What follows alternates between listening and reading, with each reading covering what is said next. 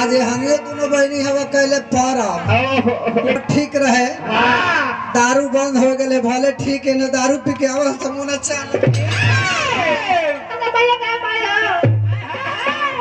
एगो भक्त भगवान के दरबार में जाके का कहता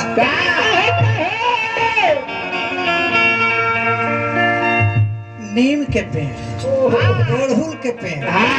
तो ज्यादा माई पर्सन हो ज्यादा आशा रहेला तो निमिये घरवा तोहरा निमिये बसेरवा हो कि काली माई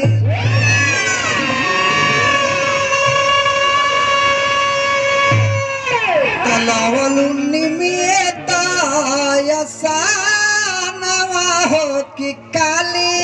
माई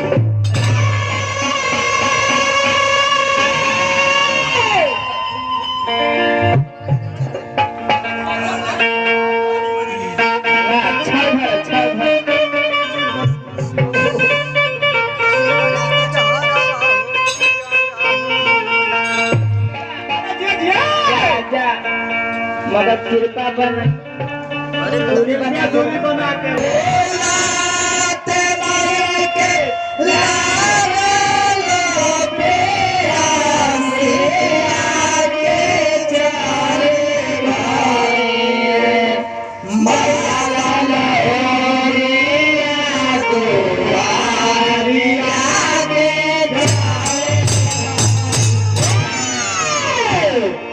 ज्यादा समय नहीं लेना है तो ब्याज ही कहें कि बकवास ब्याज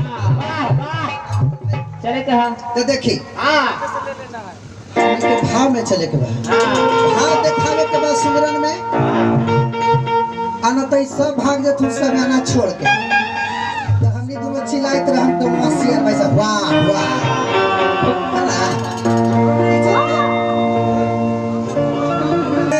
दुआरवा हो कि निमिये तारवा बाबू चले के हा